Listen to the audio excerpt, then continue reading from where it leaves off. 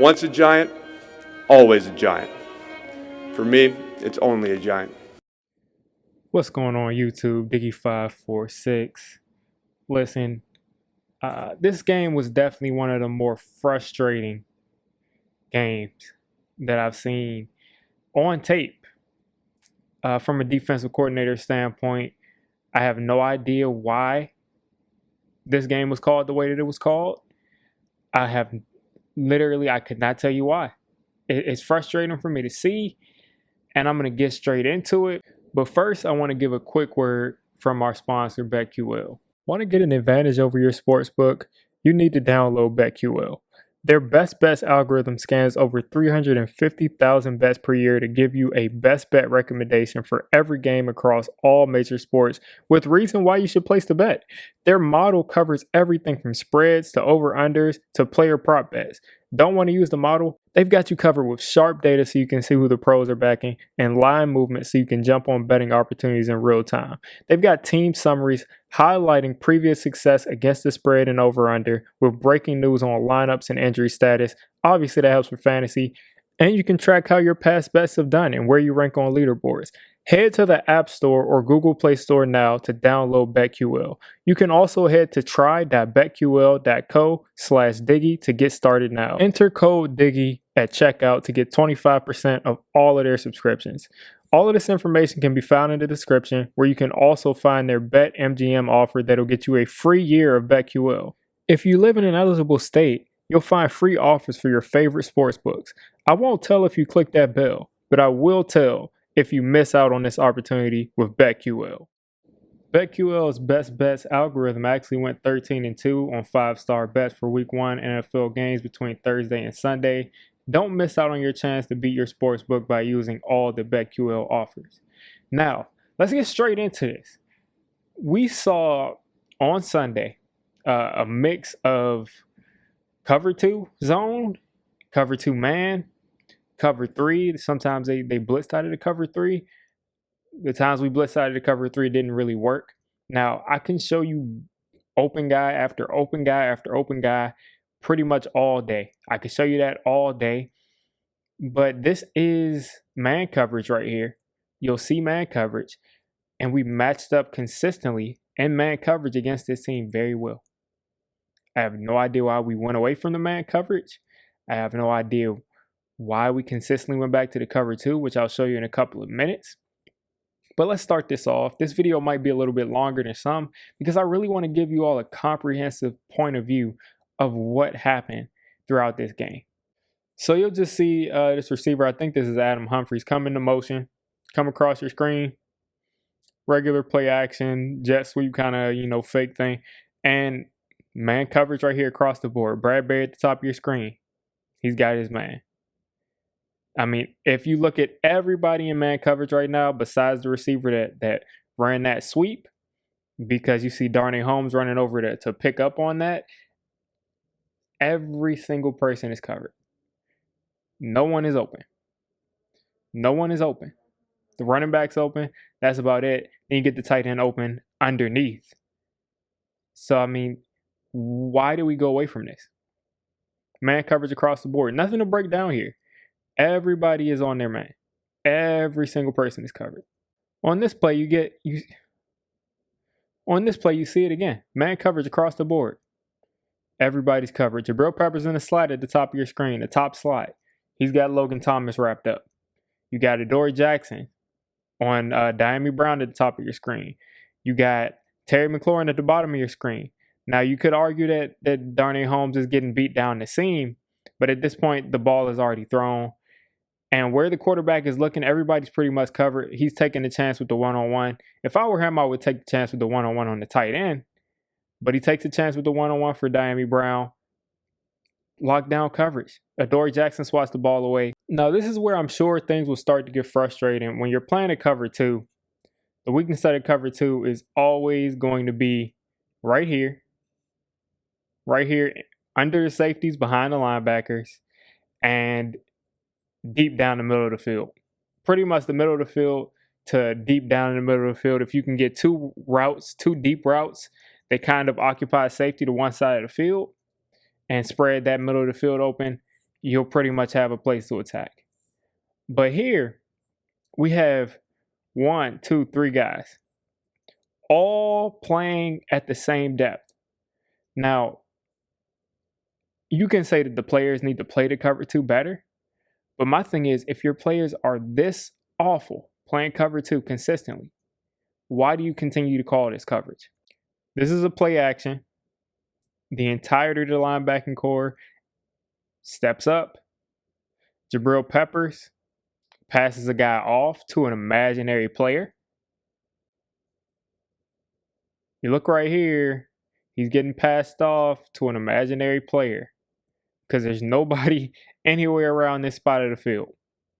And he's supposed to be up the seams for a 30, 40 plus yard gain, if you ask me. Literally. I mean, literally a 30, 40 plus yard gain. And the quarterback misses him. Now, that's not going to happen every week. That's not going to happen every play. And we got lucky here. But the entirety, all 3 of these guys play the same spot. They're all looking into the backfield. They're all looking at the quarterback. Completely unaware of what's going on in the middle of the field. And as I said,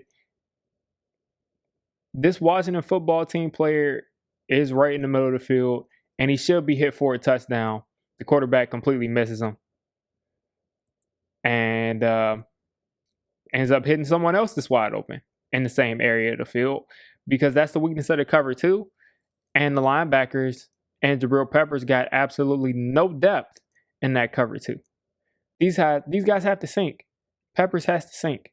You have to sink because there's no one in this area. There's no one anywhere within 10 yards of you besides the man that you passed off into the middle of the field to a Blake Martinez who hasn't realized that you passed him off in the middle of the field.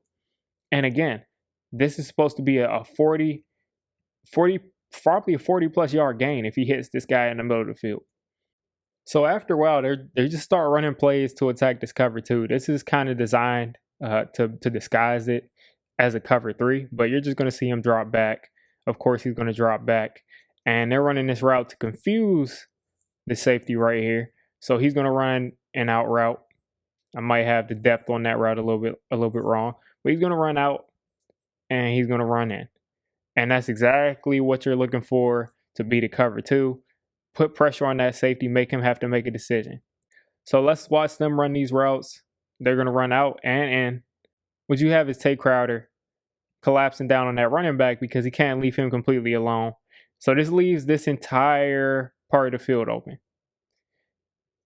All Washington did was run cover 2 beaters the entire game. That's all they did was run cover 2 beaters the entirety of the game, and we kept on running cover 2 zone. And Blake Martinez is a good player, a very good player. I think he's a Pro Bowl caliber player in last year's defense. But if you want him in the middle of the field making decisions on who to cover and where to go, he's going to lose more often than not. Everybody's open. Why do we continue to run this coverage? That's all I want to know. And of course, it's actually decent. The safety actually does a decent job. I'm pretty sure that's Logan Ryan at collapsing down and making this a tough catch. Not, letting him catch it cleanly. But, he makes a good catch. But he shouldn't have been there. We shouldn't have been in that situation. Another thing I wanted to go over is that 2-play drive where they just completely went down the field on us in 2 plays. Our defense looked awful. Tay Crowder's manned up on McKissick right here. And McKissick just runs a great route. And this is what I like about man coverage. Yeah, you might get beat down the field like this sometimes. You're going to see him just try to stay with him. And he just runs a really nice out and up at like a receiver. I mean, this isn't like a running back running. He runs a really nice out and up. And then there's a perfect throw. Teams have to make these throws and catches and routes with their running backs. Make them have to do this instead of just taking easy completions over the middle of the field. So this film session is starting to get a little bit long, so I'll try to hurry this up here. But Bradbury is matched up one-on-one here, and he's just going to get beat. Plain and simple. I don't like this off-man coverage that we play sometimes. I understand you're not trying to give up the fade or anything to the outside, but it just leaves the inside open, especially if you don't have help. It just leaves the inside open. You're one-on-one. He's got outside leverage. there's no way you're getting inside that quick. There's just no way you're getting inside that quick. I just can't see it. And I mean, Tate Crowder's reacting like he's throwing it underneath, and it's just an easy throw and catch, man. I just want us to play press coverage, man. Like, stop being scared. Come up. You start off like you're showing press, man, and then you back off, and you're still playing man on an island against Terry McLaurin. Like, let's be real. That's just an easy throw and catch for them. And then this play is for all the marbles. Pretty much wrapped everything up. Again, I'm okay with them with great play design, with great execution, getting yards, getting down the field.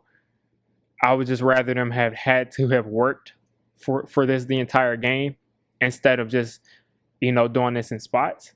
But it ended up being like this. Darnay Holmes has had issues with rub routes the entire this short season, and a little bit in what I saw in the preseason, and it's just more of the same. You're going to see Holmes right here. He's going to be manned up, motion in, and he's just going to guess the wrong thing again. I've seen him do this a couple of times. Guesses that he's going inside.